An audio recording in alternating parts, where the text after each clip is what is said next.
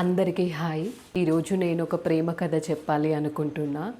చాలా సంతోషంగా బ్రతకాలి అనుకున్న ఇద్దరిని కన్న తల్లిదండ్రులే కడతీర్చారు. అలా ప్రేమ పైన ఒక్కొక్కరికి ఒక్కొక్క అభిప్రాయం ఉంటుంది. కొంతమంది ప్రేమ వివాహాలని చాలా సంతోషంగా యాక్సెప్ట్ చేస్తారు. ఇంకొంతమంది మాత్రం ప్రేమించడమే తప్పు అన్నట్లుగా ప్రవర్తిస్తూ ఉంటారు. ప్రేమని వ్యతిరేకించడం విలేజెస్లో ఇంకెక్కువగా ఉంటుంది. అలాంటి ఒక ఊరి కథనే ఈరోజు నేను మీకు చెప్తాను. సంతోషంగా బ్రతకాలి అనుకున్న వాళ్ళిద్దరిని ప్రాణాలతోనే లేకుండా చేశారు. అలాంటి కథను ఈరోజు మీకు చెప్తాను. 1997 నవంబర్ 5న జన్మించింది ఐశ్వర్య. ఐశ్వర్య తండ్రి శేఖర్, అమ్మ పద్మ. ఐశ్వర్యకి ఇద్దరు తమ్ముళ్ళు, తనొక్కతే ఆడపిల్ల. చాలా హైపర్గా ఉంటుంది. అందరూ తన వాళ్ళే అనుకునే మనస్తత్వం తనది. చాలా ముక్కుసూటిగా ఉంటుంది. కోపం చాలా ఎక్కువ, కానీ మనిషి చాలా మంచిది. ఐశ్వర్య అంతగా చదివేది కాదు, నార్మల్గానే చదివేది, కానీ చాలా తెలివైంది.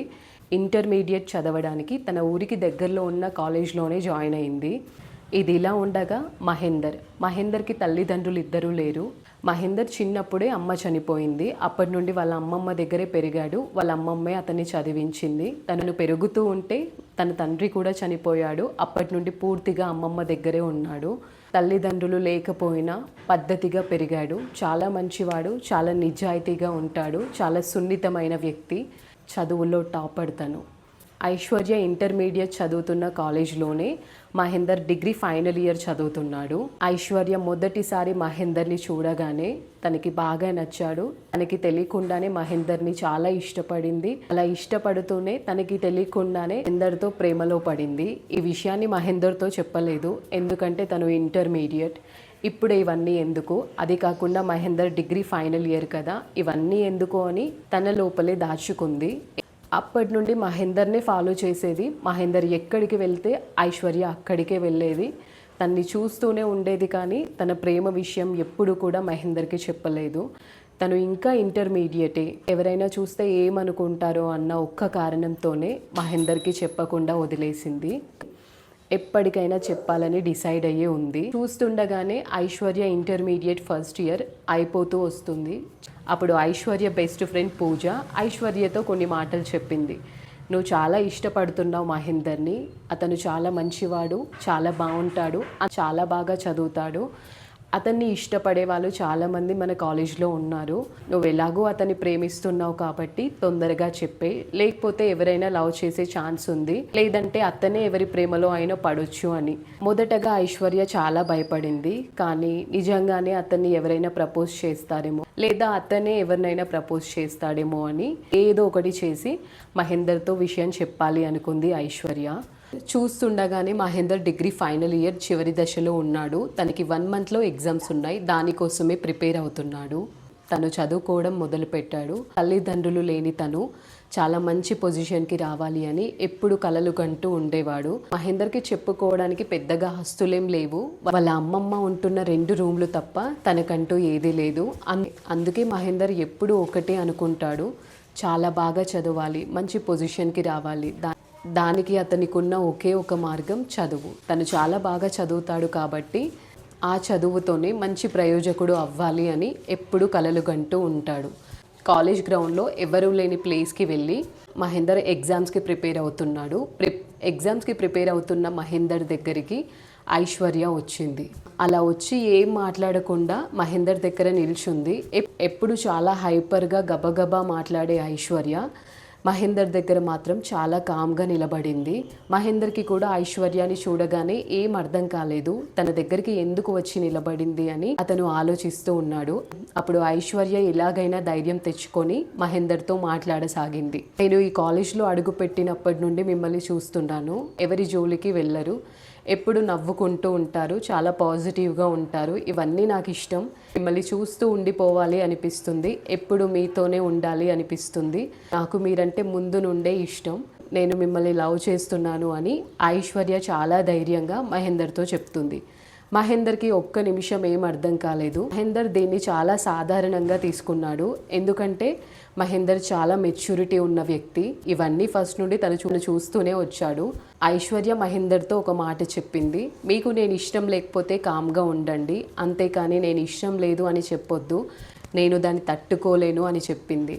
దానికి మహేందర్కి ఏం మాట్లాడాలో అర్థం కాలేదు. కానీ ఎక్కడో మహేందర్కి ఐశ్వర్య నిజంగానే అతన్ని ప్రేమిస్తుంది, చాలా ఇష్టపడుతుంది అని సాఫ్ట్ కార్నర్ అయితే ఎక్కడో పెట్టుకున్నాడు. అదే కాకుండా ఐశ్వర్య అతన్ని చాలా ఇష్టపడడం మహేందర్కి ఎక్కడో బాగా నచ్చింది. అదే కాకుండా చిన్నప్పటి నుండి తల్లిదండ్రులు లేకుండా పెరగడం వల్ల ఐశ్వర్య చెప్పిన మాటలు మహేందర్కి సంతోషాన్ని ఇచ్చాయి. కానీ మహేందర్కి కొన్ని ఆలోచనలు ఉన్నాయి. ఐశ్వర్య ఇప్పుడు ఇంటర్మీడియట్ చదువుతుంది, ఇది కేవలం అట్రాక్షన్ అయి ఉంటుందేమో. సో ఇప్పటి నుండి డీప్గా వెళ్ళొద్దు, మామూలుగా మాట్లాడదాం, ఆ అమ్మాయిని కష్టపెట్టొద్దు అనుకున్నాడు. దానికి ఐశ్వర్యతో చెప్తూ, కొన్ని రోజులు మనం ఫ్రెండ్స్లా మాట్లాడుకుందాం, కొన్ని రోజులు జర్నీ చేసిన తర్వాత ఇంతే ప్రేమ మీకు ముందు ముందు కూడా ఉంటే ఇలానే కంటిన్యూ చేద్దాం, అప్పుడు రిలేషన్ కూడా స్ట్రాంగ్గా అవుతుంది అని చెప్తాడు. తను ఒప్పుకుంటాడో లేదో అని భయపడ్డ ఐశ్వర్యకి మహేందర్ మనం మామూలుగా మాట్లాడుకుందాం, జర్నీ ఎక్కడి వరకు వెళ్తుందో చూద్దాం అనేసరికి చాలా సంతోషంగా అనిపించింది. తనకి మహేందర్ మీద ఉన్న ప్రేమతో ఎలా అయినా మహేందర్కి ఐశ్వర్య పైన ప్రేమ కలిగేలా చేస్తుందన్న నమ్మకం ఐశ్వర్యకి కలిగింది. ఐశ్వర్య దానికి సంతోషంగా సరే అని చెప్పింది. కొన్ని రోజులు వాళ్ళు మామూలుగా మాట్లాడుకున్నారు. ఐశ్వర్య సంతోషానికి హద్దులు లేకుండా పోయాయి. ఎప్పుడు ఒంటరిగా ఉండే మహేందర్కి ఐశ్వర్య రాక చాలా సంతోషాన్ని ఇచ్చింది. ఎప్పుడు కామ్గా ఉండే మహేందర్ జీవితంలో సంతోషం కలిగించే శబ్దంలా అనిపించింది ఐశ్వర్య రాక. మహేందర్ మామూలుగానే చాలా కేరింగ్ పర్సన్, ఐశ్వర్య పైన చాలా కేరింగ్ తీసుకునేవాడు. ఐశ్వర్యకి తను ఇంటర్మీడియట్లో పాస్ అవుతాను అన్న నమ్మకం కూడా లేదు.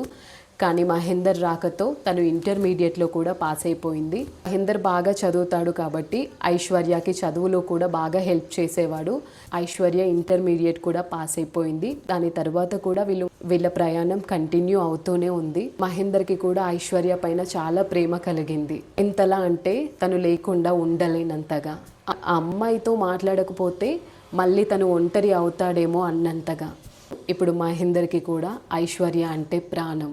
వీళ్ళ ప్రేమ ఇలా సాగుతుండగా ఐశ్వర్య వాళ్ళ మేనమామ వెంకటేష్ ఐశ్వర్యకి ఒక సంబంధం చూస్తాడు. ఐశ్వర్య వాళ్ళు వెల్ సెటిల్ ఫ్యామిలీ, చాలా ఆస్తులు ఉన్నవాళ్ళు.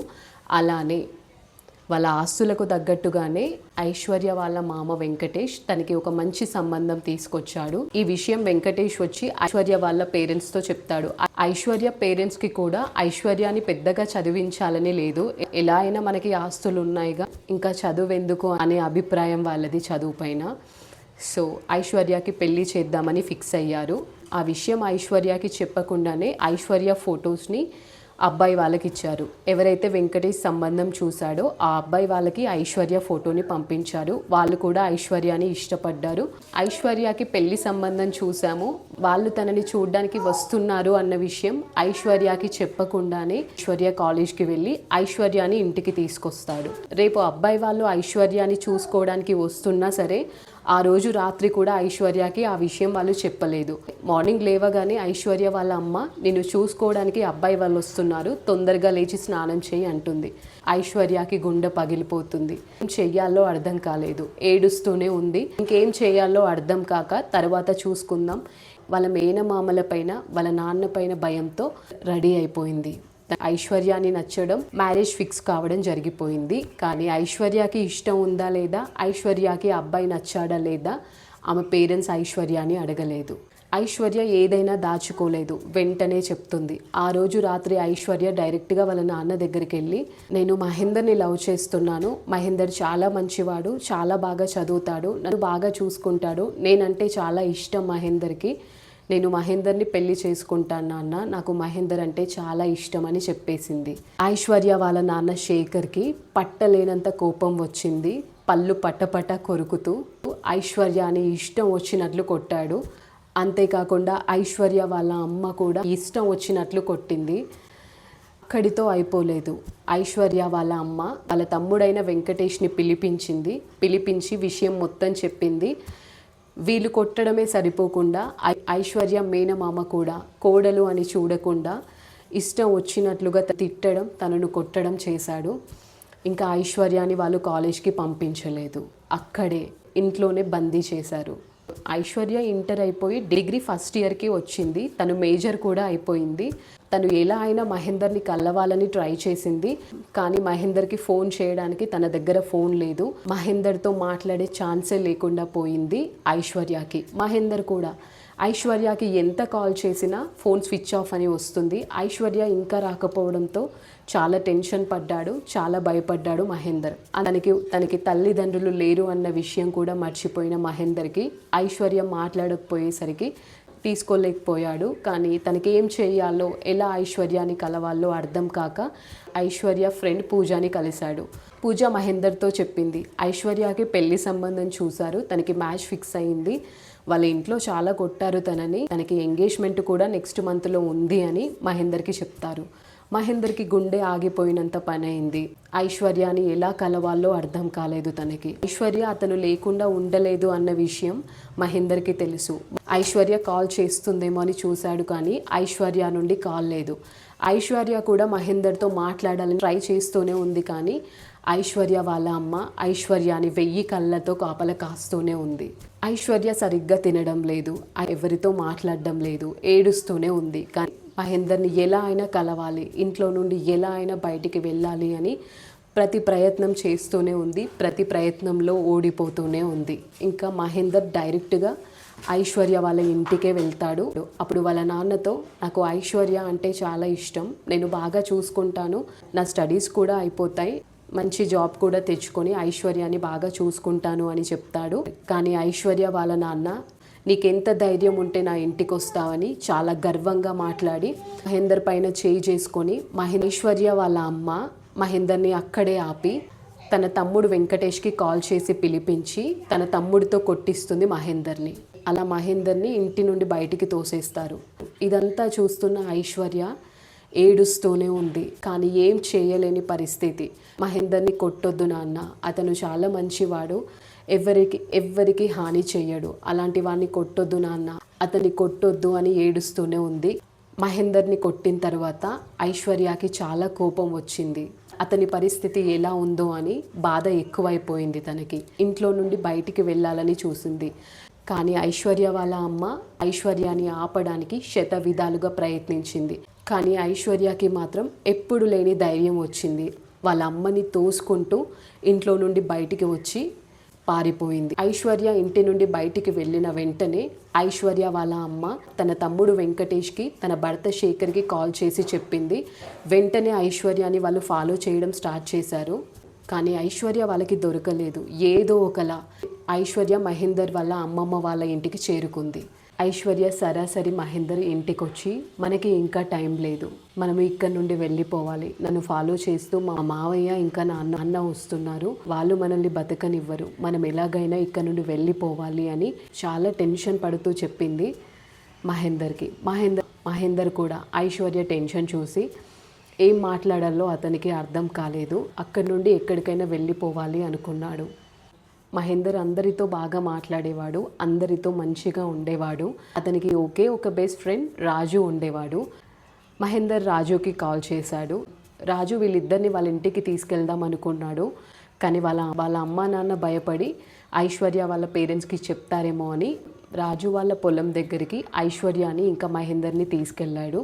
ఆ పొలం దగ్గరే ఒక రూమ్లో ఐశ్వర్యాని ఇంకా మహేందర్ని దాచాడు.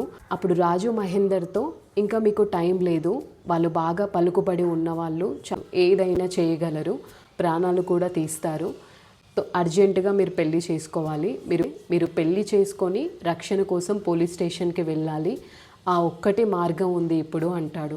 యాక్చువల్లీ మహేందర్కి ఇలా పెళ్లి చేసుకోవడం ఇష్టం లేదు. మంచి పొజిషన్కి వచ్చిన తర్వాత ఐశ్వర్యాని పెద్దల సమక్షంలో పెళ్లి చేసుకోవాలి అనుకున్నాడు. కానీ అతనికి వేరే ఛాన్స్ లేదు, వాళ్ళు బయటికి వెళ్ళడానికి కూడా ఛాన్స్ లేదు, అంతగా కాపలా కాస్తున్నారు. ఆ 2 రోజులు వాళ్ళు రాజు పొలం దగ్గరే ఆ రూమ్లోనే ఉండిపోయారు. ఒక 2-3 రోజులు ఆగి పెళ్లి చేసుకోవాలి అనుకున్నారు. ఎందుకంటే ఎక్కడ చూసినా ఐశ్వర్య వాళ్ళ నాన్న, వాళ్ళ మేనమామ ఫాలో చేస్తూనే ఉన్నారు, వాళ్ళ మనుషులు కూడా వీళ్ళని కనిపెడుతూనే ఉన్నారు. ఇంకా వీళ్ళు బయటికి వెళ్ళే ఛాన్స్ కూడా లేదు. సరిగ్గా 3 రోజులకి ఐశ్వర్య ఇంకా మహేందర్ పెళ్లి చేసుకున్నారు. పెళ్లి చేసుకున్న వెంటనే రాజు పోలీస్ స్టేషన్కి తీసుకెళ్లాడు వాళ్ళిద్దరిని. పోలీస్ స్టేషన్కి వెళ్ళగానే పోలీసులు ఐశ్వర్య వాళ్ళ పేరెంట్స్కి ఫోన్ చేసి అక్కడికి పిలిపించారు. ఇంకా మహేందర్ వాళ్ళ అమ్మమ్మని కూడా అక్కడికి పిలిపించారు. ఐశ్వర్య వాళ్ళ పేరెంట్స్ ఇద్దరు, ఐశ్వర్య మేనమామలు, ఇంకా దగ్గర బంధువులు చాలా మందే వెళ్ళారు. మహేందర్ తరపున మాత్రం వాళ్ళ అమ్మమ్మ ఇంకా రాజునే ఉన్నారు. ఐశ్వర్య వాళ్ళ పేరెంట్స్ ఇంకా వాళ్ళ మేనమామలు చాలా ఆగ్రహంతో ఉన్నారు. ఐశ్వర్య ఇంకా మహేందర్ ఒంటరిగా దొరికితే వాళ్ళను చంపేద్దామన్నంత పగతో ఉన్నారు. ఐశ్వర్య చాలా భయపడింది, చాలా టెన్షన్ పడింది. కానీ ఏదో ఒకలా పెళ్లి చేసుకున్నాననే సంతోషం తనలో ఉంది. అందరూ పోలీసులు ఒకేలా ఉండరు. కొందరు మంచి వాళ్ళు, చాలా సిన్సియర్గా ఉండే వాళ్ళు కూడా ఉంటారు. ఇక్కడ ఐశ్వర్య వాళ్ళ మేనమామలు ఇంకా వాళ్ళ నాన్న పోలీసులని కొందామని చూశారు. ఐశ్వర్యాని వాళ్ళతో తీసుకెళ్దామని చాలా ట్రై చేశారు. కానీ పోలీసులందరూ ఒకలా ఉండరు. పోలీసులు కూడా ఐశ్వర్యాని మహేందర్ని సపోర్ట్ చేశారు. ఐశ్వర్య మనస్ఫూర్తిగా ఒప్పుకుంటేనే మీతో ఐశ్వర్యాని పంపిస్తామని పోలీసులు వాళ్ళతో చెప్పేశారు.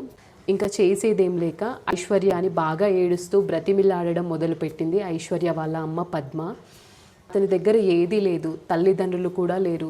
నీ దగ్గర ఉన్న డబ్బు కోసమే నిన్ను ప్రేమిస్తున్నట్టు నాటకం ఆడుతున్నాడు. అతనితో వెళ్తే నీ జీవితం పాడవుతుంది, నీ జీవితాన్ని నాశనం చేస్తాడు. నీకు బంగారం లాంటి భవిష్యత్తు ఉంది, మాతో వచ్చేసేయి అని ఏడుస్తూనే ఉంది ఐశ్వర్య వాళ్ళ అమ్మ పద్మ. కానీ పద్మకి లోపల మాత్రం ఐశ్వర్యాని బ్రతిమిలాడాలని లేదు, ఇష్టం వచ్చినట్లు కొట్టాలని ఉంది. వాళ్ళ తల్లిదండ్రులతో వెళ్ళడానికి ఐశ్వర్య ఏమాత్రం ఒప్పుకోలేదు. మాకు పూర్తిగా మీ రక్షణ కావాలి అని పోలీసులని ఐశ్వర్య బ్రతిమిలాడడం మొదలుపెట్టింది. అప్పుడు పోలీసులు ఐశ్వర్య వాళ్ళ పేరెంట్స్కి చెప్పేశారు, ఆ అమ్మాయికి మీతో రావడం ఇష్టం లేదు కాబట్టి మేము పంపించే ప్రసక్తే లేదు, మీరు ఇక్కడ నుండి వెళ్ళిపోవచ్చు అని. చాలా కోపంతో ఆవేశంతో వెళ్ళారు ఐశ్వర్య వాళ్ళ పేరెంట్స్ ఇంకా వాళ్ళ మేనమామలు. ఐశ్వర్యాని మహేందర్ వాళ్ళ అమ్మమ్మ వాళ్ళ ఇంటికి తీసుకెళ్ళింది. వాళ్ళ ప్రేమ గెలిచిందని చాలా సంతోషంగా ఉన్నారు.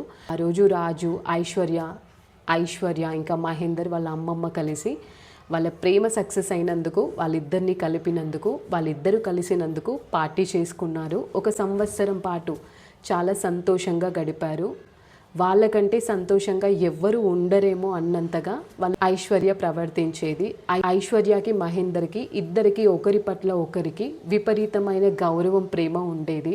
తల్లిదండ్రులు లేకపోతే ఎలా ఉంటుందో మహేందర్కి తెలుసు కాబట్టి తన కోసం తల్లిదండ్రులను సైతం వదిలేసి వచ్చిన ఐశ్వర్యాని కంటికి రెప్పగా చూసుకునేవాడు.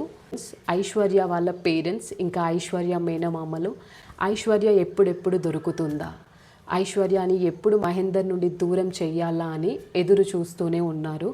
ఐశ్వర్యకి ఏదో ఒకలా మాయమాటలు చెప్పి వాళ్ళతో తీసుకొచ్చి మళ్ళీ పెళ్లి చేయాలి అనుకుంటున్నారు. ఐశ్వర్య వాళ్ళ అమ్మ, వాళ్ళ నాన్న ఇద్దరు కలిసి మహేందర్ ఇంటికి వెళ్తారు. వాళ్ళిద్దరిని చూడగానే ఐశ్వర్యకి గుండె ఆగిపోయినంత పని అయింది. వాళ్ళు తనని మహేందర్ నుండి దూరం చేస్తారేమో, వాళ్ళతో తీసుకెళ్తారేమో అని టెన్షన్ పడుతూనే ఉంది. వాళ్ళు సరాసరి ఇంటికి వచ్చి, మేము ఇవన్నీ మర్చిపోతున్నాం, మీ పెళ్ళిని అంగీకరిస్తున్నాం, మనం ఎలాగూ సంతోషంగా ఉంటున్నాం, మహేందర్ కూడా చాలా మంచివాడు అని నాన్నకి తెలిసిన వాళ్ళందరూ చెప్తున్నారు కాబట్టి మేము కూడా మీ పెళ్ళిని అంగీకరిస్తున్నాం, మనం అందరం కలిసే ఉందాం, మాతో రండి అని చెప్తుంది ఐశ్వర్య వాళ్ళ అమ్మ. ఐశ్వర్య మాత్రం తన తల్లి చెప్పిన మాటల్ని ఏ మాత్రం నమ్మలేదు, ఏ మాత్రం పట్టించుకోలేదు. తన భయపడుతూనే ఉంది మహేందర్ నుండి దూరం చేస్తారేమో అని.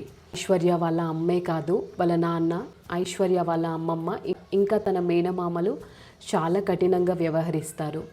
వాళ్ళని చిన్నప్పటి నుండి చూస్తూనే వచ్చిన ఐశ్వర్య వాళ్ళ దగ్గర ప్రేమ ఇంకా స్వేచ్ఛ దొరకకే చాలా సున్నితంగా ఉండే మహేందర్ని ప్రేమించింది. కానీ మహేందర్ వాళ్ళ అమ్మమ్మ ఎలాగో నేను కావాలనుకొని వచ్చారుగా, వాళ్ళకు కూడా నువ్వు సంతోషంగా ఉండాలనే ఉంటుందిగా, మహేందర్ చాలా మంచివాడు, ఆ విషయం మీ తల్లిదండ్రులకి లేటుగా అర్థమైంది, ఇప్పుడు అర్థం చేసుకొని వాళ్ళే వచ్చారు, మహేందర్కి కూడా తల్లిదండ్రులు లేరు, నీకు కూడా లేకుంటే నేను కొన్ని రోజులు ఉండి చనిపోతాను, అప్పుడు మీ ఇద్దరే అవుతారు, ఇంకేం ఆలోచించకుండా తల్లిదండ్రుల దగ్గరికి వెళ్ళడానికి ఒప్పుకో అంటుంది. మహేందర్తో చెప్తుంది, నా మాట విను, వాళ్ళు మనల్ని చంపేస్తారు, వాళ్ళు నాటకం ఆడుతున్నారు, వాళ్ళకి మన పెళ్ళి ఇష్టం లేదు, మనం కలిసి ఉండడం ఇష్టం లేదు, నా పేరెంట్స్ ఇద్దరు కూడా డబ్బుకి చాలా ఇంపార్టెన్స్ ఇస్తారు, అలాంటిది మన పెళ్ళిని వాళ్ళు యాక్సెప్ట్ చేస్తున్నారు అంటే నాకేమాత్రం నమ్మకం లేదు. నన్ను అర్థం చేసుకో.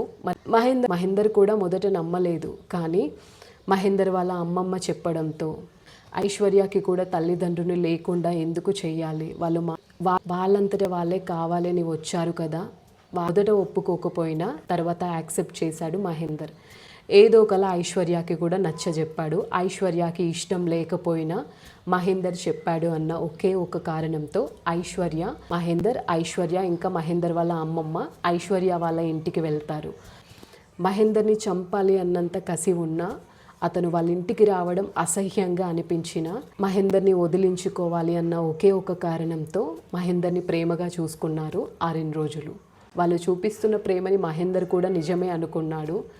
చాలా సున్నితమైన వ్యక్తి కాబట్టి వాళ్ళ మాటలకి వాళ్ళ ప్రేమకి తొందరగా కరిగిపోయాడు. 2 రోజులు అవ్వగానే మహేందర్కి తన వృత్తిపరంగా పనులున్నాయి, దానికోసం ఇంకా నేను వెళ్ళాలి, నాకు పనులున్నాయని వాళ్ళతో చెప్పి ఇంకా వెళ్దామా అని ఐశ్వర్యని అడగగా ఐశ్వర్య ఇంకొక 2 రోజులు మాతో ఉంటుంది, తర్వాత మేమే వచ్చి దిగపెడతామని చెప్తుంది ఐశ్వర్య వాళ్ళ అమ్మ. ఐశ్వర్య మాత్రం ఏమాత్రం ఒప్పుకోలేదు. వాళ్ళ అమ్మ ఆ మాట అన్నప్పటి నుండి ఇంకా నీ దగ్గరికి నన్ను రానివ్వరు, నన్ను తీసుకెళ్ళు అని అరుస్తూనే ఉంది. కానీ ఇక్కడ కూడా మహేందర్ వాళ్ళ అమ్మమ్మే ఆపింది. వాళ్ళంతా మర్చిపోయారు, మనతో మంచిగా ఉంటున్నారుగా, ఒక 2 రోజులు ఉండు అంతే, తర్వాత వాళ్ళే వచ్చి దింపుదాం అంటున్నారు కానీ కొంచెం బలవంతంగా ఐశ్వర్యాని అక్కడే ఉంచింది. ఐశ్వర్యకి అసలు నమ్మకం లేకపోయినా, అసలు ఇష్టం లేకపోయినా మహేందర్ చెప్పాడు అన్న ఒకే ఒక కారణంతో అక్కడే ఉండిపోయింది ఐశ్వర్య. మహేందర్ కూడా 2 రోజులు అయిన తర్వాత నేనే వచ్చి నిన్ను తీసుకెళ్తాను అని చెప్పి మహేందర్ వెళ్ళిపోతాడు.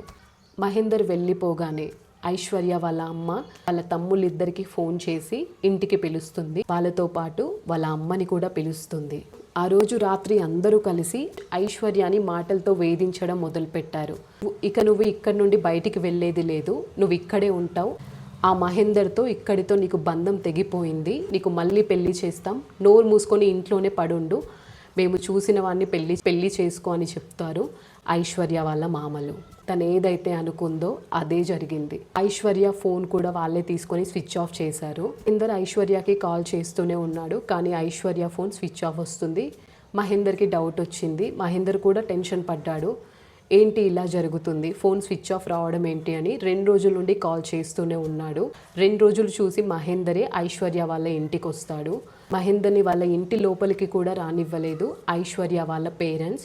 ఏ అర్హత ఉందని నా కూతుర్ని కావాలి అనుకుంటున్నావు, తినడానికి తిండి కూడా సరిగా లేదు, తల్లిదండ్రులు కూడా లేరు, గర్వంగా మాట్లాడారు ఐశ్వర్య తల్లిదండ్రులు ఇంకా మేనమామలు. ఇంకా మహేందర్కి విషయం మొత్తం అర్థమైంది. వాళ్ళకి ఐశ్వర్యాని తనతో పంపించే ఉద్దేశమే లేదు అని అతనికి అర్థమైపోయింది. ఇంకా తను కూడా సహనంతో ఉండలేకపోయాడు, వాళ్ళతో గొడవకు దిగాడు. తన వల్ల అయినంత వరకు వాళ్ళతో గొడవ పడ్డాడు. నా భార్యని నాతో పంపించండి, నా భార్య లేకుండా నేను ఉండలేను, నా లైఫ్ కూడా ఇప్పుడు బాగానే ఉంది, నేను ఐశ్వర్యాని ఇప్పుడు బాగా చూసుకోగలను, నాతో నా భార్యని పంపించండి అని వాళ్ళని బ్రతిమిలాడాడు. కానీ వాళ్ళు ఏమాత్రం అంగీకరించలేదు. ఇష్టం వచ్చినట్లు కొట్టారు మహేందర్ని. ఇదంతా చూస్తూ ఏడుస్తూనే ఉంది ఐశ్వర్య. మహేందర్ని కొట్టకండి, నన్ను చాలా బాగా చూసుకుంటున్నాడు, నేనంటే తనకి చాలా ఇష్టం, నేను లేకుండా బతకలేడు, తనకి అమ్మ నాన్న ఎవ్వరూ లేరు, చాలా మంచివాడు, నన్ను చాలా ప్రేమగా చూసుకుంటాడు, నన్ను వదిలిపెట్టండి, నేను మీకు ఇష్టం లేకపోతే, నా వల్ల మీ పరువు పోయింది అనుకుంటే నేను ఎక్కడికైనా దూరంగా వెళ్ళి బతుకుతాను, మమ్మల్ని వదిలేయండి అని బ్రతిమిలాడినా కానీ ఐశ్వర్య తల్లిదండ్రుల మనసు కరగలేదు. మహేందర్ని బాగా కొట్టి అతను స్పృహ కోల్పోయేలా చేసి మహేందర్ ఊరికి దగ్గరలో ఉన్న ఒక మామిడి తోటలో మహేందర్ని పడేస్తారు. ఇంకా ఐశ్వర్యాని ఆ రాత్రి చిత్రహింసలు పెడతారు. మేము ఎవరినైతే చూసామో వాని నువ్వు పెళ్లి చేసుకోకపోతే నిన్ను చంపేస్తామని అంటాడు ఐశ్వర్య వాళ్ళ నాన్న. ఐశ్వర్య మాత్రం నన్ను చంపేసినా సరే నేను నా భర్త దగ్గరికే వెళ్తాను, నన్ను వేరే వాళ్ళకి ఇచ్చి పెళ్లి చేసినా నేను వాళ్ళతో ఉండను, నేను చచ్చిపోతాను అని చెప్తుంది. ఇంకా ఐశ్వర్య పేరెంట్స్ ఇద్దరికి ఐశ్వర్య వాళ్ళ మేనమామలకి అర్థమైంది. ఐశ్వర్య ఏం చెప్పినా వినదు, ఐశ్వర్య వేరే వాళ్ళని పెళ్లి చేసుకోదు, ఐశ్వర్యాని బంధించలేమని వాళ్ళకి అర్థమైపోయింది. ఆ రోజు వాళ్ళందరూ కలిసి ఒక క్రూరమైన ఆలోచన చేశారు. ఏ తల్లిదండ్రులు చేయని ఒక ఆలోచన ఆ రోజు వాళ్ళు చేశారు. ఏ తల్లిదండ్రులు కూడా తీసుకొని ఒక నిర్ణయాన్ని ఐశ్వర్య తల్లిదండ్రులు తీసుకున్నారు. ఐశ్వర్య మేనమామ అయిన వెంకటేష్ ఐశ్వర్య తల్లిదండ్రులకి ఒక మాట చెప్తాడు. ఈమె ఎలాగో మనం చెప్పిన మాట విని వేరే వాళ్ళని పెళ్లి చేసుకోదు, ఈమె వల్ల ఎలాగూ మన పరువు పోయింది, ఎక్కడికి వెళ్ళినా ఈమె గురించే మాట్లాడుతున్నారు, మనకి పరువు లేకుండా చేసింది, ఇప్పుడు కూడా మనం చెప్పే మాట వినడం లేదు, ఇంకా ఈమె ఉన్నా ఒకటే లేకపోయినా ఒకటే, ఈమెని చంపేస్తే మన పరువైనా మనకి నిలబడుతుంది అంటాడు ఐశ్వర్య మేనమామ. ఏ తల్లిదండ్రులకైనా తమ పిల్లల్ని చంపుకోవాలన్న ఆలోచన వస్తుందా? ఐశ్వర్య వాళ్ళ మేనమామ వెంకటేష్ చెప్పినట్లు ఐశ్వర్యాన్ని చంపడానికి నిశ్చయించుకున్నారు. ఆ రోజు రాత్రే ఐశ్వర్యాన్ని చంపేయాలని వాళ్ళు డిసైడ్ అయిపోయారు. ఐశ్వర్యకి చికెన్ బిర్యానీ అంటే ఇష్టం. చివరిసారిగా తన కూతురికి చికెన్ బిర్యానీ తినిపించాలి అనుకున్నాడు ఐశ్వర్య వాళ్ళ నాన్న శేఖర్.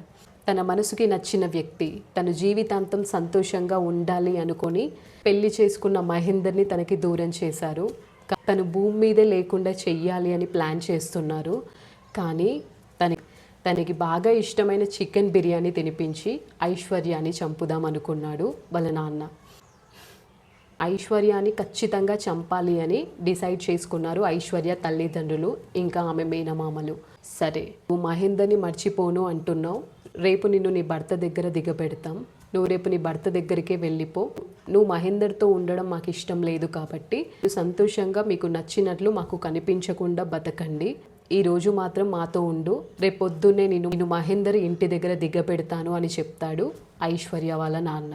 ఐశ్వర్యకి వేరే ఆప్షన్ లేదు, వాళ్ళ నాన్నని నమ్మింది. ఐశ్వర్య వాళ్ళ నాన్న ఐశ్వర్యకి చివరిసారిగా బిర్యానీ తినిపించాలి అనుకున్నాడు.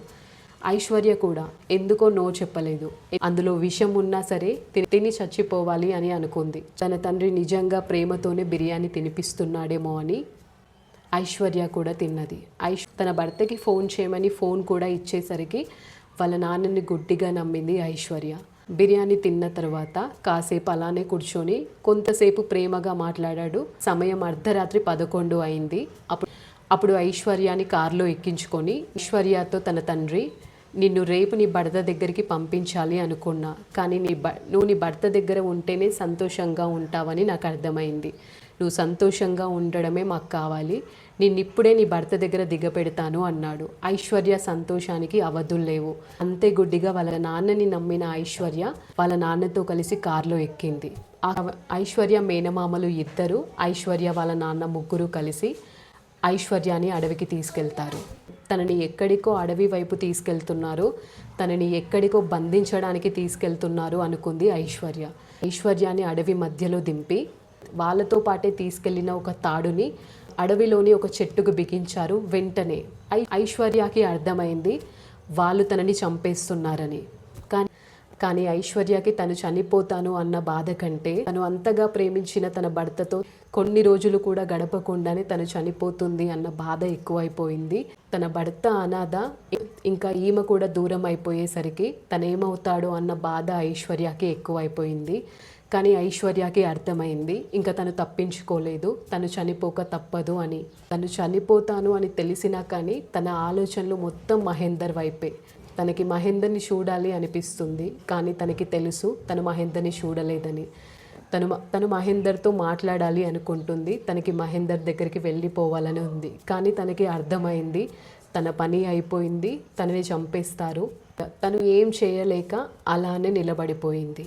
ఇంకా ఐశ్వర్య మేనమామలు తన నాన్న కలిసి ఐశ్వర్యాని ఆ తాడుకు బిగించి చంపేస్తారు. నిజం చెప్పాలి అంటే దీని గురించి ఇంకా మాట్లాడడం కూడా ఇష్టం లేదు. చాలా పెయిన్ఫుల్ లవ్ స్టోరీ.